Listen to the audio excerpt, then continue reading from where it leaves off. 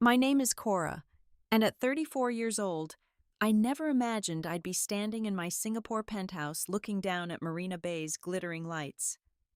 2 weeks ago, my husband Nathan sent me a text asking about my weekend plans.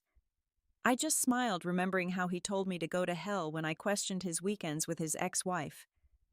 Our 7-year marriage that I thought was unbreakable had shattered in the most unexpected way. Before I share what happened, tell me where you're watching from. If you've ever been told to accept the unacceptable, hit that subscribe button, and let's talk about standing up for ourselves. 9 years ago, I met Nathan at a marketing conference in Chicago. I was 25, working as a marketing coordinator for a tech startup eager to network and learn from industry leaders.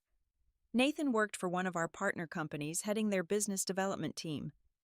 He was 32, confident, and had this way of making everyone in the room feel seen. Our first conversation happened during a coffee break. I was struggling with the conference app trying to find the next session room when he approached me with a warm smile. "The UX on that thing is terrible," he said, pulling out a printed map. "Old school sometimes works better. Where are you trying to go?" That simple moment turned into lunch together, then dinner with a group of colleagues, then just the two of us grabbing drinks at the hotel bar. Nathan was different from other men I'd dated. He actually listened when I talked about my career ambitions. When I mentioned wanting to eventually become a marketing director, he didn't laugh or say I was too young to think that far ahead. "Why not VP?" he asked seriously. "You clearly have the drive. Don't limit yourself." After the conference, we kept in touch through emails that gradually became more personal. Nathan lived in San Francisco, only an hour flight from my place in Los Angeles. 2 weeks later, he invited me to visit for the weekend. I still remember that first official date, walking through Golden Gate Park, eating sourdough bread at Fisherman's Wharf, talking until 3 in the morning about everything from our favorite books to our childhood dreams. Within 6 months, I'd moved to San Francisco. My company had a satellite office there, and they were happy to let me transfer. Nathan helped me find an apartment close to his place in Pacific Heights. He'd show up after work with takeout from different restaurants, introducing me to all the best spots in the city. On weekends, we'd drive up to Napa Valley or down to Carmel by the sea. Nathan was incredibly supportive of my career growth. When I got promoted to marketing manager after just a year in San Francisco, he surprised me with champagne and flowers at my office. My colleagues were impressed, whispering about how lucky I was to have such a thoughtful boyfriend. When I had to work late on campaigns, he'd bring dinner to my office, set it up in the conference room like a proper date, complete with battery-powered candles. "Your success is my success," he'd always say. "We're a team." 2.5 years into our relationship, Nathan proposed during a trip to Paris. It wasn't some grand gesture at the Eiffel Tower like you see in movies. Instead, he chose a quiet moment at a small cafe in Montmartre, where we were having morning coffee and croissants. He got down on one knee right there between the tiny tables, speaking in a voice meant just for me. "Cora, you've made me better in every way. You challenge me, support me, and love me even when I'm being difficult. I want to spend every morning like this with you, whether we're in Paris or San Francisco or anywhere else in the world. Will you marry me?" Our wedding took place in Napa Valley the following year. 150 guests gathered at a vineyard on a perfect October day. Nathan's family flew in from Boston. My parents and siblings came from Sacramento, and our friends from all over converged to celebrate with us. During his speech at the reception, Nathan got emotional, something I'd rarely seen. "Cora is everything to me," he said, his voice cracking slightly. "She's not just my wife. She's my best friend, my greatest supporter, and the person who makes me want to be better every single day. I promise to love her, support her dreams, and never take her for granted." The first years of our marriage felt like an extended honeymoon. We bought a beautiful Victorian house in Noe Valley, spending weekends picking out furniture, painting walls, and making it ours. Nathan would surprise me with weekend trips to Big Sur or Lake Tahoe. When I got promoted to senior marketing manager, then marketing director, he was genuinely proud, bragging about me to anyone who would listen. "My wife is going to run a Fortune 500 marketing department one day," he'd tell people at parties. We traveled extensively using our combined vacation days to explore the world. 2 weeks in Japan where we got lost in Tokyo's back streets and found the most amazing ramen shop. A month in Europe driving through Italy, France, and Spain. 10 days in Bali where we did nothing but read books on the beach and eat fresh seafood. We even started a travel blog together, though we were terrible at updating it regularly. At home, we had our routines that felt sacred. Sunday morning farmers market trips where Nathan would chat with every vendor while I sampled everything. Wednesday date nights no matter how busy work got. Saturday morning runs along the Embarcadero, followed by brunch at our favorite spot in the Mission. We talked about starting a family in a couple of years once I reached the senior director level I was working toward.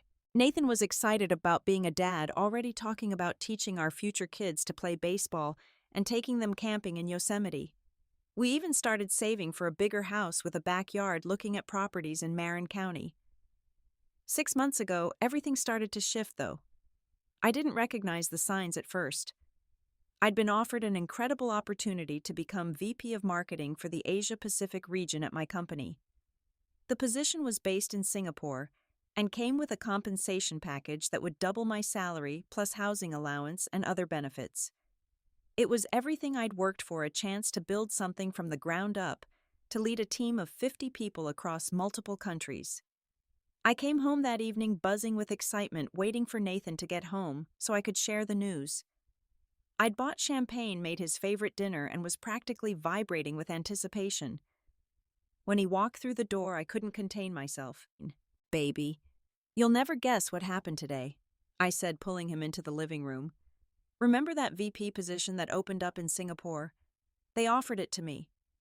Can you believe it?" Nathan's face went through several expressions in rapid succession. Surprise, confusion, and then something I'd never seen before, a kind of cold resistance. "Singapore," he said slowly. That's on the other side of the world, Cora." "I know. Isn't it amazing the company would pay for everything, moving costs, housing, even trips back home? We could live there for 2 or 3 years, experience a completely different culture, travel all over Asia on the weekends. Thailand, Vietnam, Indonesia, all just short flights away." Nathan sat down heavily on the couch, running his hands through his hair. "Cora, we can't just pick up and move to Singapore. What about my job, my family, our life here? You could find something there easily with your experience. Or take some time off, explore, figure out what you really want to do. We have enough savings, and with my new salary—" "No," he said firmly, standing up. "We're not moving to Singapore. We have everything here. My parents are getting older, all our friends are here, we just finished making this house perfect. I don't want to start over somewhere else." "But Nathan, this is a once-in-a-lifetime opportunity. It's everything I've worked for." "And what about everything we've worked for together? This house, our community, the life we've built. You want to throw all that away for a job?" We argued for hours that night, something we'd rarely done before. Nathan kept returning to the same points about stability, roots, and the importance of staying near family. I tried to explain that it was temporary, an adventure that would ultimately benefit both of us, but he wouldn't budge. "If you loved me, you wouldn't even consider this," he finally said, and those words hit me like a physical blow. "That's not fair, Nathan. This has nothing to do with how much I love you. Doesn't it? You're willing to uproot our entire life for a promotion. What does that say about your priorities?" In the end, I called my boss the next day and declined the offer. I told myself it was the right decision for my marriage, that Nathan and I were more important than any job. But something had shifted between us, a crack that would soon become a chasm. 4 months ago, the atmosphere in our house had returned to something resembling normal. I'd thrown myself back into my work in San Francisco, trying not to think about what I'd given up. Nathan seemed relieved, more attentive than he'd been in months, bringing me flowers every Friday, planning elaborate date nights. I thought we'd weathered the storm. Then one evening in late April, Nathan mentioned something casually over dinner that would change everything. "Oh, I forgot to tell you," he said, cutting into his steak. "Rachel moved back to San Francisco. She reached out on LinkedIn last week." I felt my fork pause midway to my mouth. Rachel, his ex-wife. the woman he'd been married to for 2 years before we met, who'd left him for her personal trainer and moved to Seattle. That's unexpected, I managed. Why did she move back? She lost her job up there. Tech layoffs. Plus, her mom lives in Marin, so she wanted to be closer to family while she figures things out. And she reached out to you because… Nathan shrugged, not meeting my eyes. We were married, Cora. We have history. She doesn't know many people here anymore, and thought it would be nice to catch up. Something in my stomach twisted, but I pushed it down. I trusted Nathan. We'd built a life together. Rachel was ancient history. Are you planning to see her? I asked, keeping my voice neutral. Maybe grab coffee sometime. Would that bother you? I wanted to say yes, it would bother me. But that seemed petty and secure. Nathan had chosen me. We were married. What harm could coffee do? Of course not. I lied. You're adults. If you want to catch up with an old friend, that's fine. Nathan smiled, reaching across the table to squeeze my hand. You're amazing, you know that not many wives would be so understanding. The first meeting happened the following Tuesday. Nathan said he'd meet Rachel for coffee during his lunch break, that it would be an hour at most. He left the office at noon and didn't return until after 5. When he came home that evening, there was something different about him, a lightness I hadn't seen in months. How did it go? I asked, trying to sound casual while chopping vegetables for dinner. It was good. Really good, actually. You know, I forgot how easy it is to talk to her. She's been through a lot. The job loss, plus she and her boyfriend broke up 6 months ago. She's staying with her mom temporarily while she looks for a place. 5 hours is a long coffee break, I observed, keeping my tone light. Nathan laughed, but it sounded forced. We went for a walk after coffee, ended up at the ferry building, then grabbed a late lunch. Time just got away from me. You know how it is when you're catching up with someone you haven't seen in years. Except I didn't know, because I wouldn't spend 5 hours with an ex, especially not when I'd told my spouse it would be an hour. Over the next few weeks, Rachel became a recurring character in our conversations. Nathan would mention things she said, funny observations she'd made, memories from their past that he'd suddenly recalled. It started small, innocent enough. Rachel always hated that restaurant too, he'd say, when we passed a place we didn't like. Rachel used to make this amazing lasagna with bechamel sauce instead of ricotta. Maybe we should try that sometime. I was telling Rachel about your promotion. She was really impressed. Why was he telling his ex-wife about my life? But I bit my tongue, not wanting to seem jealous or controlling. The first time I met Rachel was 3 weeks after she'd reconnected with Nathan. He invited her to dinner at our house, springing it on me just that morning. I thought it would be nice for you two to meet, he said, as if this was perfectly normal. Clear the air, you know. Show there's no weirdness. Except there was no weirdness until he created it by inviting his ex-wife into our home. Rachel was beautiful in that effortless way some women manage, with long auburn hair and green eyes that seemed to take in everything. At 36, she looked better than her LinkedIn photo, wearing a designer dress that hugged her yoga-toned body perfectly.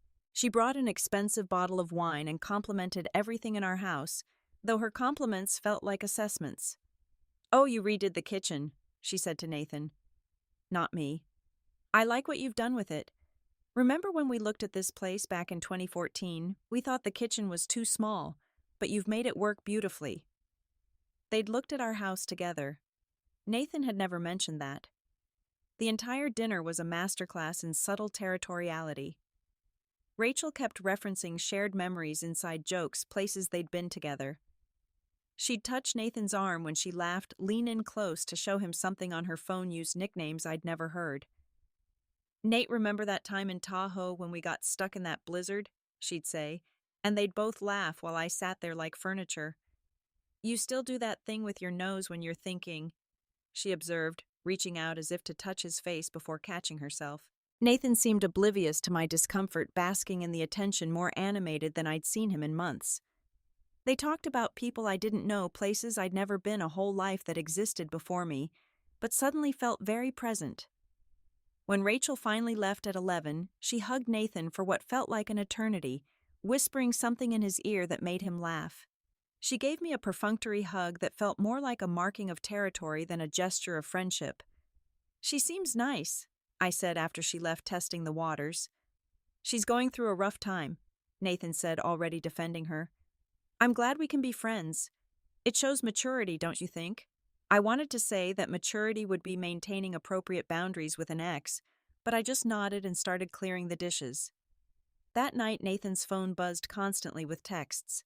He'd smile at the screen, type quick responses, completely absorbed. When I asked who he was texting, he said, "Just Rachel thanking us for dinner," as if a thank you required a 40-minute text conversation. The next morning, I found him laughing at his phone over breakfast. "What's so funny?" I asked. "Oh, Rachel sent me this meme about something we were talking about last night.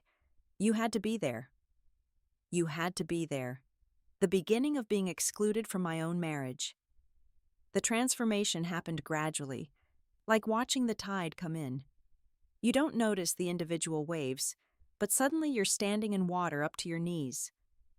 The first Saturday, Nathan announced he was helping Rachel move into her new apartment.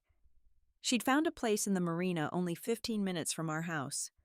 "She doesn't have anyone else to help," he explained, pulling on old jeans and a t-shirt. "I'll be back by lunch." Lunch turned into dinner. When he finally came home at 10 that night, he was exhausted but exhilarated, full of stories about the day.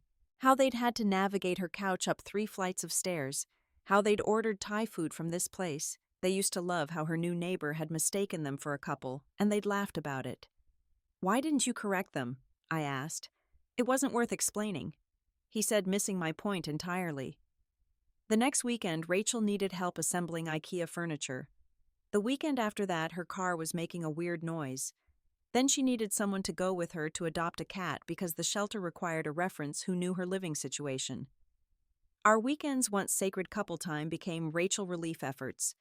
I'd make plans for us to go hiking or visit wineries, or even just have a lazy Saturday together, and Nathan would apologetically cancel. "She just got stood up by some Tinder date and she's really upset. I can't leave her alone like this. Her mom is sick, and she needs someone to drive her to Marin. She has a job interview Monday and needs help preparing." I tried to be understanding at first. I told myself this was temporary, that once Rachel got settled, found a job, made other friends, Nathan would come back to me. But instead, their connection seemed to deepen. Nathan's phone was suddenly password protected when it had never been before. He'd step outside to take her calls, saying he didn't want to disturb me. He'd close his laptop quickly when I walked into the room.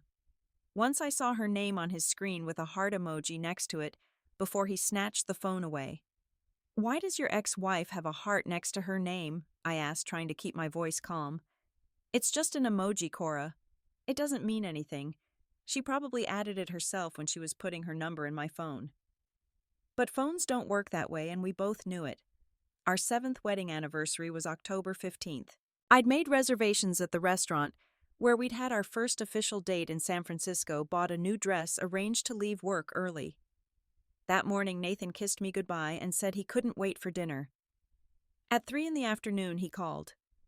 "Babe, I'm so sorry, but Rachel just called. Her mom had a fall and is in the emergency room. Rachel's freaking out and needs someone to drive her to Marin. You understand, right? We can celebrate tomorrow." I sat in that restaurant alone in my new dress, watching happy couples around me, while the waitress kept asking if I was sure my husband was coming. I finally ordered a glass of wine, told her he wasn't, and ate bread rolls for dinner while trying not to cry. When Nathan came home at midnight, he found me in bed pretending to be asleep. He whispered apologies into the dark, promised to make it up to me, but I kept my eyes closed and my breathing steady. The next morning, he brought me breakfast in bed and flowers from the grocery store, as if that could make up for choosing his ex-wife over me on our anniversary. "How's Rachel's mom?" I asked flatly. "She's fine. Just a sprained ankle. But Rachel was so scared, you know. Her dad died 5 years ago, and her mom is all she has."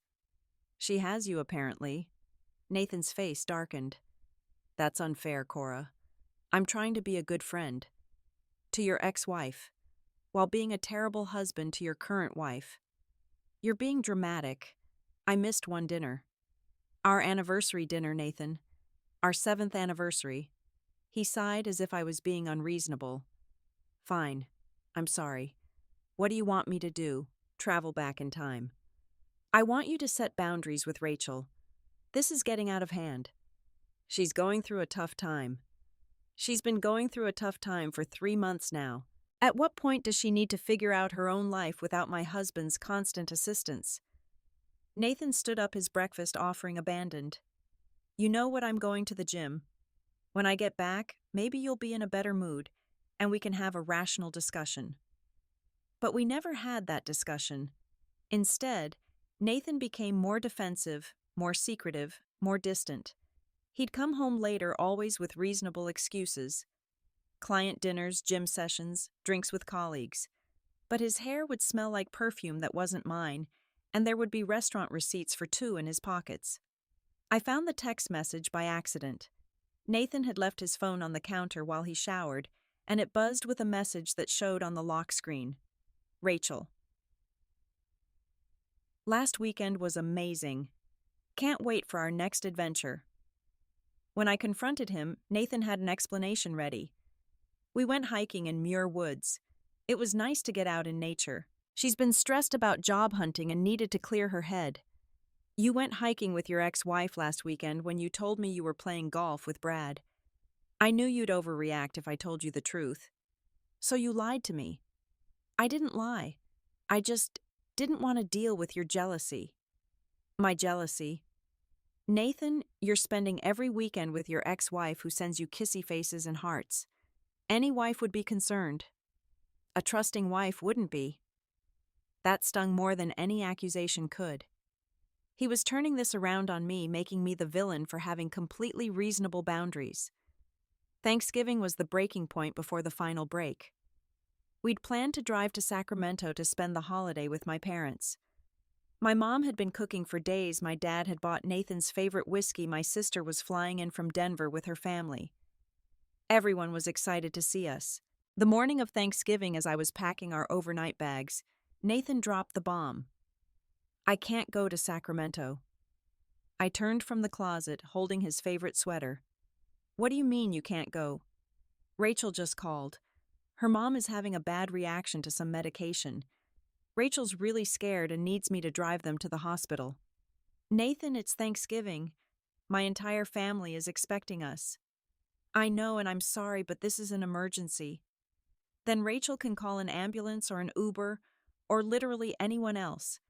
You're not her husband anymore, remember? Nathan's face flushed. That's cold, Cora. Really cold. Someone needs help, and you're worried about turkey dinner. I'm worried about my husband prioritizing his ex-wife over his actual family for the 100th time. If you can't understand basic human compassion, this isn't about compassion, Nathan. This is about you being unable to set boundaries with a woman who clearly wants you back. That's ridiculous. Rachel doesn't want me back. Then why does she only have emergencies when we have plans? Why does her mom only get sick on holidays and anniversaries? Nathan grabbed his keys from the counter. I don't have time for this paranoid jealousy. Tell your family I'm sorry. I'll try to make it for dessert. He left me standing there with his sweater in my hands, listening to his car pull away. I drove to Sacramento alone, made excuses for Nathan that no one believed, and spent the entire day fielding concerned questions from my family. Where's Nathan, honey? My mom kept asking. Is everything okay? My sister pulled me aside after dinner. Cora, what's really going on? This isn't like Nathan to miss Thanksgiving. I wanted to tell her everything, to break down and cry about how I was losing my husband to his ex-wife, but I just smiled and said he had a work emergency. Later that night, I called Nathan to see if he was coming for dessert. He didn't answer. I texted him, no response. Finally, at 11 p.m., he sent a brief message. Still at the hospital, don't wait up. The next day, I did something I'm not proud of. I called Rachel's mother myself. The woman answered on the second ring, sounding perfectly healthy. Oh, hello, dear, she said brightly when I identified myself. How was your Thanksgiving? Rachel said she and Nathan were going to try that new restaurant in Soma. Did you all have a nice time? So there was no medical emergency, no hospital, Just my husband and his ex-wife having Thanksgiving dinner together while I made excuses to my family. When Nathan came home that night, I didn't confront him. I didn't have the energy for more lies. Instead, I started looking at apartments online, just browsing, telling myself I was being prepared for the worst while hoping for the best. But the best had already passed us by, and we were heading full speed toward the inevitable conclusion. 3 weeks after Thanksgiving, on a cold Friday evening in December, everything came to a head. I had spent the day in back-to-back meetings dealing with a crisis on a product launch that had gone sideways. My team had worked until 7 to fix the issues, and all I wanted was to come home to a quiet evening with my husband, maybe order Chinese food and watch a movie. When I walked through the door at 8, Nathan was in our bedroom packing an overnight bag. Not the small gym bag he used for quick trips, but the leather weekender I'd bought him for our 5th anniversary. "Going somewhere?" I asked, though my heart already knew the answer. He looked up, and there wasn't even guilt in his eyes, just a kind of determination I'd never seen before. Rachel inherited her grandfather's cabin up near Tahoe. It needs a lot of work before she can sell it, and she asked if I could help this weekend. The contractor is only available to give an estimate on Sunday, so I need to stay overnight. I stood in the doorway watching him fold his clothes with methodical precision. A flannel shirt I'd bought him last Christmas. The wool socks he wore when we went skiing. His favorite jeans, the ones with the small tear in the knee from when we'd gone hiking in Yosemite. "Nathan, we need to talk about this," I said, my voice remarkably steady. "There's nothing to talk about. I'm helping a friend with property maintenance. She's not just a friend, she's your ex-wife, and you're planning to spend the weekend alone with her in a remote cabin. It's not like that, Cora. You're making it sound sordid." "Aren't I?" "My husband is packing a bag to spend the weekend with his ex-wife. How else should it sound?" Nathan zipped the bag with unnecessary force. "I'm tired of having this same argument. Rachel needs help. I'm in a position to help her. That's what decent people do. What about being a decent husband? What about the promises you made to me?" He turned then, and his face was flushed with anger I'd rarely seen directed at me. "What promises?" "To be understanding, to support each other." "Where was your understanding when I didn't want to move to Singapore? You talk about sacrifices, but you don't see mine. Your sacrifice, Nathan, I turned down the biggest opportunity of my career for you. For us. And you've been punishing me for it ever since. That's not true, and you know it. This isn't about Singapore. This is about you spending every free moment with Rachel. Because she actually needs me. She appreciates what I do for her. She doesn't make me feel guilty for being a good person." "A good person, Nathan? You're emotionally cheating on your wife, if not physically." His face went dark red, and when he spoke, his voice was low and cruel. "You know what, Cora, I'm tired of your jealousy. I'm tired of having to defend every interaction with someone who was important to me long before you came along." "Someone who left you for her personal trainer, you mean? At least she knew how to make me feel needed. You're so independent, so self-sufficient. Sometimes I wonder why you even married me." "I married you because I loved you, because I thought we were partners." "Partners?" He laughed bitterly. "You make twice what I make now. You don't need me for anything. Rachel understands me in ways you never could. She was there during my struggling years when I was nobody. You only know successful Nathan, the one with the nice job and the expense account. She knows the real me." Each word was a dagger, but the worst was yet to come. "If you can't handle me maintaining a friendship with someone who matters to me," he said, picking up his bag, "then go to hell." The words hung in the air between us like a physical presence. I waited for him to take them back to realize what he'd just said, but he just stood there, jaw set, eyes hard. "I'm going to that cabin," he continued, "and if you have a problem with it, maybe we shouldn't be together." In all our years together, through every argument and disagreement, Nathan had never suggested we shouldn't be married. Even during the Singapore fight, divorce had never been mentioned. But here he was, essentially threatening our marriage over a weekend with his ex-wife. I didn't cry. I didn't yell. I didn't throw things or make threats of my own. I just looked at this man I'd loved for 9 years, married for 7, and saw a stranger. Okay, I said quietly. Nathan seemed surprised by my calm response. He shifted his weight, perhaps expecting a fight. Here's something more dramatic. I didn't mean it exactly like that. He started to backtrack. I just meant, I held up my hand, stopping him. No, you were perfectly clear. Have a safe trip, Nathan. I turned and walked to the guest bedroom, closing the door behind me with a quiet click.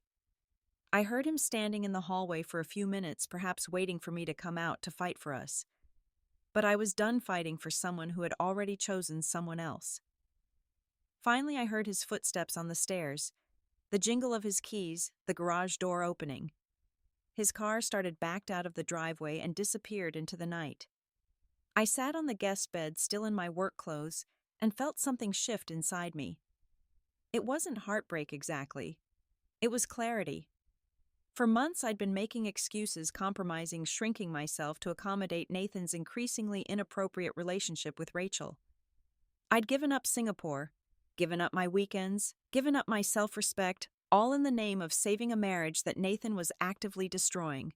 But when someone tells you to go to hell for having reasonable boundaries, they're showing you exactly who they are and what you mean to them. And Nathan had just shown me that I meant less to him than his ex-wife's convenience. I didn't sleep that night. Instead, I sat in the guest room with my laptop, looking at my life with new eyes. My career was thriving despite turning down Singapore. My family loved me. I had good friends, though I'd neglected them lately while dealing with the Rachel situation. I had savings investments, a retirement account. I was 34 years old, healthy, accomplished, and somehow I'd let myself believe that I needed to accept being second place in my own marriage. As dawn broke over San Francisco, painting the sky in shades of pink and gold, I made a decision. Nathan had told me to go to hell, but I had a better destination in mind. Saturday morning arrived with surprising calm. I woke in the guest room, my decision from the night before still crystal clear. No doubts, no second-guessing, just a strange sense of peace that comes when you finally stop fighting against the current and decide to swim in a different direction. I made coffee in my own kitchen in the house I'd helped pay for and called Michael, my boss in Singapore. It was already Saturday evening there, but I knew he'd answer. Michael was one of those executives who never fully disconnected from work. Cora, he answered on the second ring, surprise evident in his voice. Everything okay? It's 6 a.m. your time. Hi, Michael. I'm sorry to bother you on the weekend, but I have a question. Is the VP position still available? There was a pause. Then excitement crept into his voice. Are you serious? Of course it's available. We've been through 3 candidates and none of them were right. The board actually asked me last week if there was any chance you'd reconsider. I'm reconsidering. Cora, this is fantastic. What changed? Not that I'm complaining, but 6 months ago, you were pretty definitive about staying in San Francisco. Let's just say my priorities have shifted. How soon would you need me? Honestly, yesterday. But realistically, we could make 2 weeks work if you need to wrap things up there. The Singapore team is eager to have leadership in place before the Q1 planning session. 2 weeks is perfect. I'll email you the updated offer package right now. It's actually better than what we discussed before, 15% higher base salary plus a signing bonus. The company will handle all relocation costs, temporary housing for up to 3 months while you find a place, and 4 trips home per year. Send it over. I'll review and sign today. After ending the call with Michael, I felt the first genuine smile cross my face in months. Then I got to work. I called Amy, my best friend who I'd shamefully neglected during the Rachel drama. She answered with concern. Cora, it's really early. What's wrong? Everything and nothing. Can I come over? I need a friend and a place to stay for a few nights. Of course. But what about Nathan? Nathan is spending the weekend with his ex-wife in a cabin near Tahoe. He told me if I couldn't handle it, I should go to hell. He said what? Oh, honey. Come over right now. I'll make breakfast and you can tell me everything. Next, I started packing. Not frantically or emotionally, but methodically. I took my important documents, passport, birth certificate, the jewelry my grandmother had left me. I packed my favorite clothes, the ones that made me feel powerful and confident. I left anything Nathan had given me, including the expensive watch from last Christmas and the designer purses he'd surprised me with over the years. In our home office, I gathered my work laptop, my personal files, my portfolio of marketing campaigns. I found our marriage certificate in the filing cabinet and left it on his desk with a simple note. I accepted the Singapore position. My lawyer will be in touch. I removed my wedding ring, a 2-carat diamond that Nathan had been so proud to buy, and placed it on top of the note. It felt like removing a shackle I hadn't realized was there. By noon, I had transferred my half of our joint savings into my personal account, something I should have done months ago. I called a lawyer friend, Jennifer, who specialized in family law. "I need a divorce attorney," I said without preamble. "Finally," she said, which told me that everyone had seen what I'd been too stubborn to acknowledge. "I know just the person. She's brilliant, and she doesn't mess around. I'll text you her contact information." I sent an email to my current job giving my 2 weeks' notice, citing an incredible opportunity I couldn't pass up. Then I booked a one-way ticket to Singapore, leaving in exactly 14 days. Amy's husband helped me load my things into their spare room.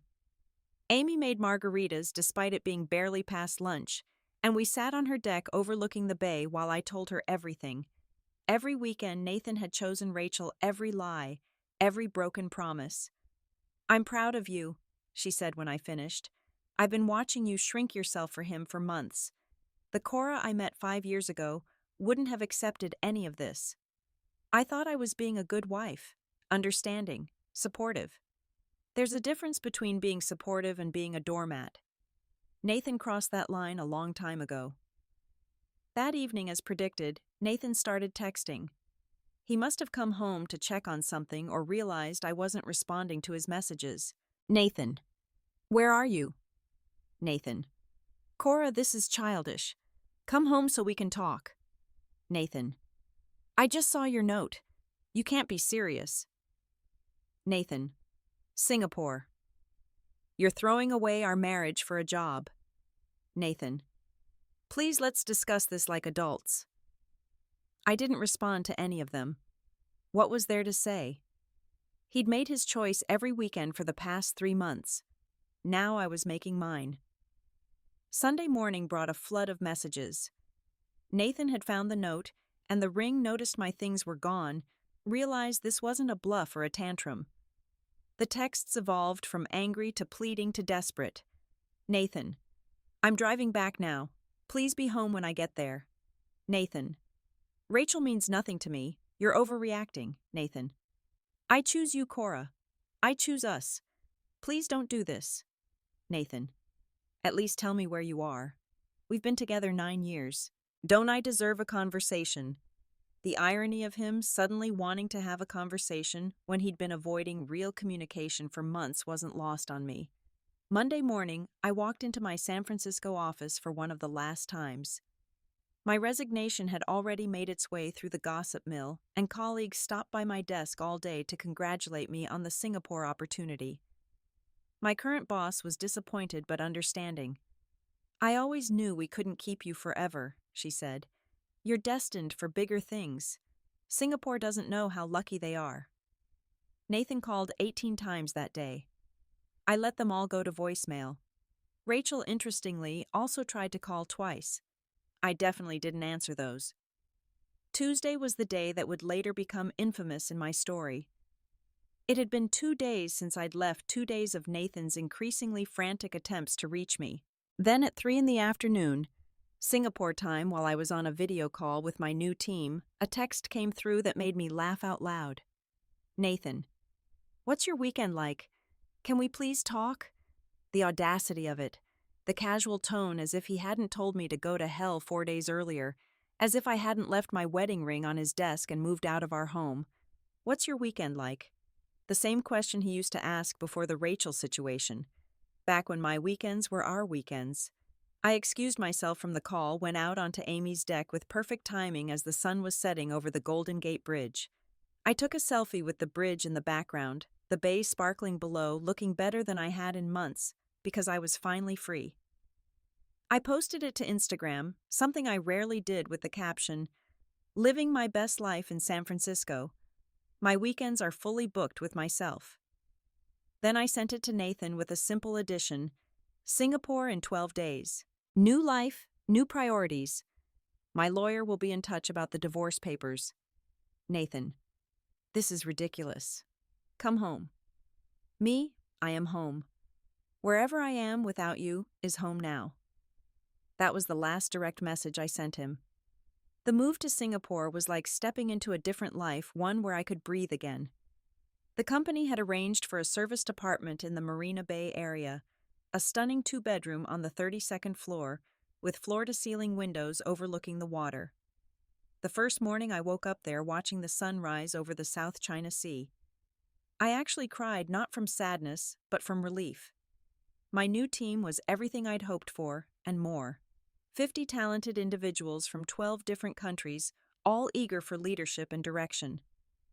My assistant, James, was a British expat who'd been in Singapore for 10 years and knew everything about everyone. "Welcome to the real Asia-Pacific headquarters," he said on my first day, handing me a perfectly made flat white. "The last VP was nice enough, but we're all rather excited to have someone with your background. Your campaign for the smart home integration was legendary." The work was challenging in the best way.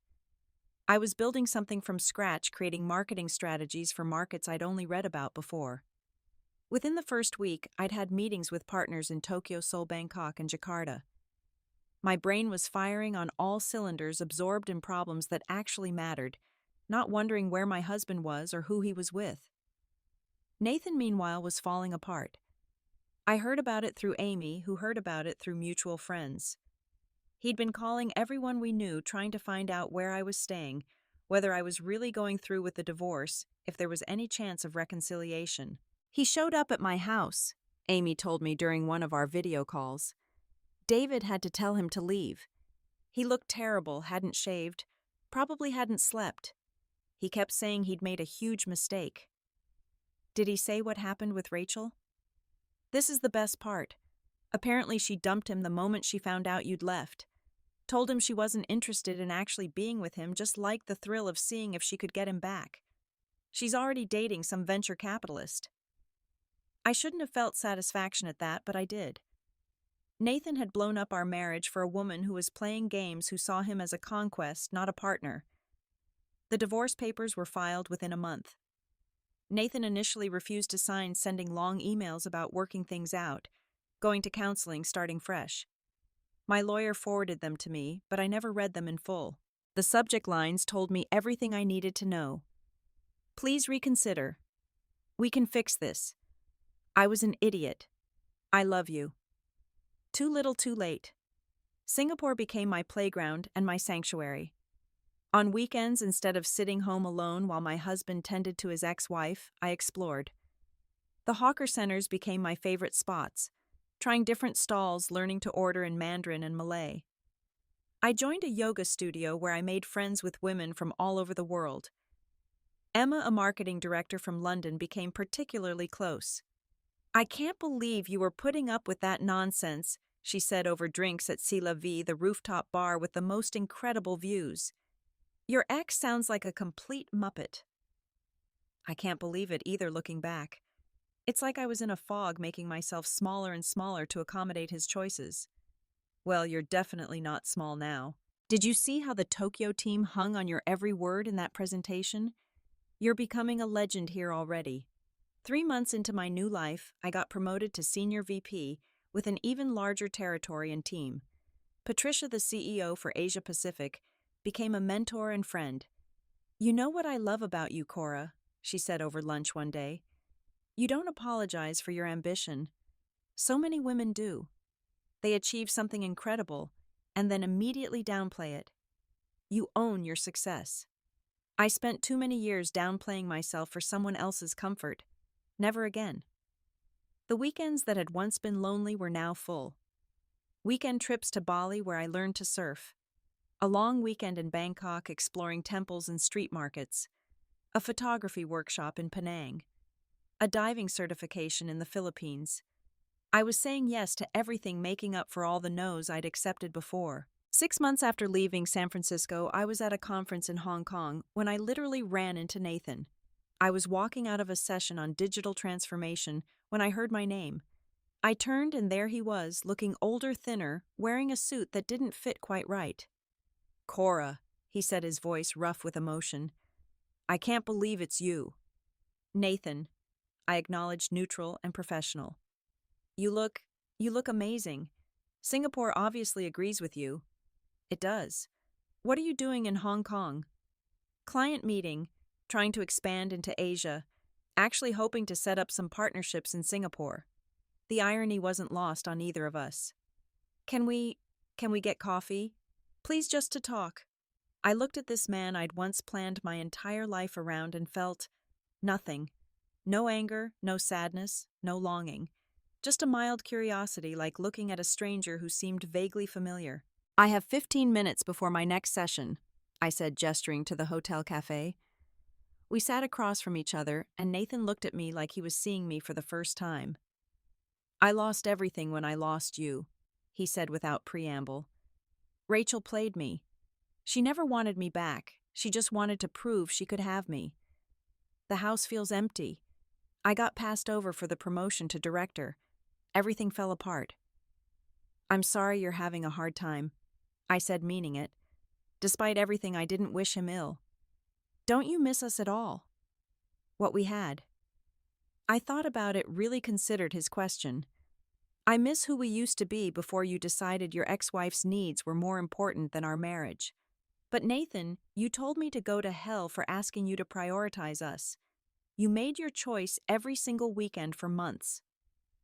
I was an idiot. I see that now. "Is there any chance?" "No," I said simply. "The divorce is almost final. I've built a life here, a good life. I'm not going backward." "But we had 7 years. And you threw them away for weekend cabin trips and fake emergencies. Nathan, you showed me exactly where I ranked in your priorities. Now I've made myself my own priority." He looked devastated, but I felt nothing but peace. I stood up, needing to get to my session. "Cora, wait. I love you. I never stopped loving you." I paused, looking back at him. "No, Nathan. You loved the idea of me waiting at home while you lived your life on your terms. That's not love. That's convenience. That's not fair, isn't it? You loved me as long as I didn't ask for too much. As long as I didn't expect you to choose me over Rachel. As long as I sacrificed my career opportunities for your comfort. That's conditional love at best. So that's it. You're just done. I've been done since the night you told me to go to hell." I just finally listened. I walked away, leaving him sitting there in the cafe, and didn't look back.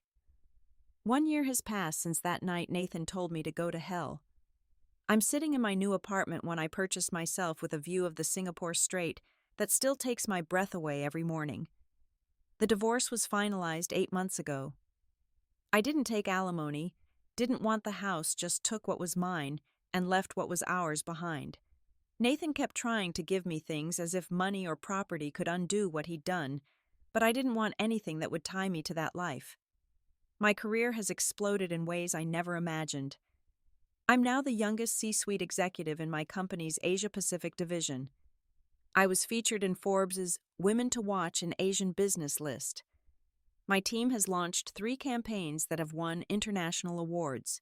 The girl who once turned down this opportunity to keep her husband comfortable is now keynoting conferences and mentoring young women about never dimming their light for anyone. But success isn't just professional. I wake up happy. That's something I couldn't say for the last year of my marriage. I wake up without checking my phone to see where my husband is. I make plans without wondering if they'll be canceled for someone else's emergency. I spend weekends exploring this incredible part of the world without guilt or loneliness. I've been dating casually, nothing serious yet, but I'm remembering what it feels like to be valued. There's a gentleman named Marcus, a surgeon from South Africa working at Mount Elizabeth Hospital. He plans actual dates, shows up when he says he will, and has never once mentioned an ex-wife needing emergency assistance. When I told him about my marriage, He was genuinely shocked. He chose his ex-wife over you, Marcus said over dinner at Odette. Was he mentally unwell?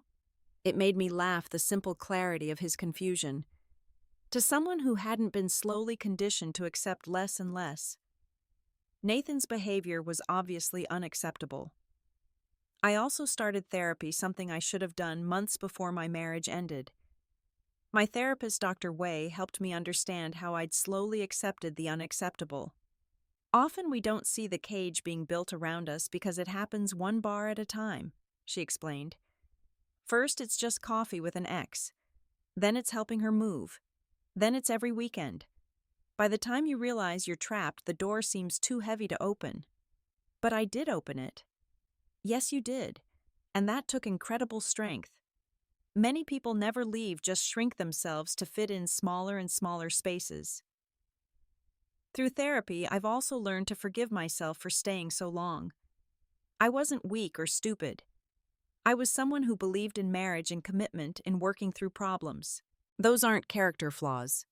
The flaw was Nathan's for exploiting those qualities. Amy visited last month and we did all the tourist things I'd been saving for when someone from home came to see me. Universal Studios, the night safari, high tea at Raffles. But mostly we sat on my balcony drinking wine and marveling at how much had changed. I have a confession, she said on her last night. We all knew, all your friends. We could see what Nathan was doing, but you seemed so determined to make it work. Why didn't anyone say anything? Would you have listened, really? I thought about it and realized she was right. I wouldn't have. I needed to reach that breaking point myself to hear those words, go to hell, and realize that's exactly where I'd been living. He's miserable, you know, Amy added. Still single. Rachel is engaged to that venture capitalist. Nathan tried to get his job to transfer him to Singapore, but they won't do it. He posts these sad Facebook quotes about second chances and lost love. I hope he finds peace, I said and meant it. I hope he learns from this for his next relationship. You're more generous than I would be. It's not generosity, it's indifference. The opposite of love isn't hate, it's nothing. And that's what I feel when I think about Nathan. Nothing. There are moments when something will remind me of the good times. A song we danced to at our wedding. The smell of sourdough bread. A couple holding hands on the MRT. But these moments pass quickly like clouds over the Singapore sun. They're memories of different people, a different life, one I've outgrown so thoroughly that it feels like someone else's story. The women I mentor often ask me about balance, about having it all, about relationships versus career. I tell them what I learned the hard way: you can have it all, just not with someone who requires you to have nothing. The right partner will celebrate your victories, not feel threatened by them. They'll encourage your growth, not ask you to stay small for their comfort. I also tell them about red flags, the ones I ignored. When someone shows you who they are, believe them the first time. When they prioritize others consistently over you, that's a choice, not a mistake. When they tell you to go to hell for having boundaries, they're actually showing you the way to heaven. Sometimes the universe sends you tests disguised as lessons. Nathan telling me to go to hell was both. It tested whether I valued myself enough to leave, and it taught me that I did. It tested whether I could rebuild from scratch at 34, and it taught me that I could do it spectacularly. My phone buzzes with a text. It's from Patricia, my mentor. Patricia, drinks tonight at Atlas. There's someone I want you to meet, a potential business partner from Melbourne. Me. Absolutely. My weekend is wide open for opportunities. And it is. Every weekend is. Not because I'm alone, but because I'm free. Free to say yes to business opportunities, adventure, friendship, possibility. Free to make choices based on what I want, not what someone else needs. Free to be the fullest, biggest, most authentic version of myself. Nathan told me to go to hell if I couldn't handle him spending weekends with his ex-wife. I went to Singapore instead. And it turns out that's exactly where I was supposed to be all along. Sometimes the best response to someone telling you to go to hell is to find your own version of paradise. And I did. I found it in a city 8,000 miles from everything I knew in a life I built from scratch and a version of myself I'd forgotten existed. The sunset is painting the Singapore sky in shades of pink and orange, and I raise my glass of wine to the view, to the journey, to the woman who was brave enough to leave when staying would have been easier. He gave me an ultimatum he never thought I'd take. But I did. And it led me home, not to a place but to myself. That's the thing about someone telling you to go to hell. Sometimes they're accidentally giving you directions to exactly where you need to go. You just have to be brave enough to follow them. And I was. Finally, beautifully, unapologetically brave. To every woman watching who's been told to accept the unacceptable, who's been made to feel like asking for basic respect is asking too much, who's been shrinking herself to fit someone else's comfort, let me tell you something: going to hell might just be the way to heaven. Your heaven. The one you build yourself brick by brick, choice by choice, weekend by weekend. What would you do if someone you loved told you to go to hell for having boundaries? Would you stay and keep shrinking, or would you take that as permission to finally fly? I'd love to hear your stories in the comments below. And if this story resonated with you, if it made you think about your own worth and boundaries, please hit that like button and subscribe to this channel. Share this with someone who might need to hear it, someone who's accepting less than they deserve. Sometimes all we need is one story, one example of someone who left and thrived to realize we can too. Thank you for being here with me today, for listening to my journey from betrayal to breakthrough. Remember, you're not asking for too much. You're just asking the wrong person. The right one would never make you choose between them and your self-respect. They'd never tell you to go to hell for wanting what any partner deserves: loyalty, priority, and love that doesn't require you to disappear. Until next time, remember your weekends like your life should be fully booked with people who choose you first, not last. And if they won't, well, Singapore is lovely this time of year, or Paris, or Tokyo, or anywhere else where you can be exactly who you are, unapologetically and completely. The world is waiting for you to stop waiting for someone else to value you. Value yourself. Book that ticket. Take that job. Choose that life. Choose yourself.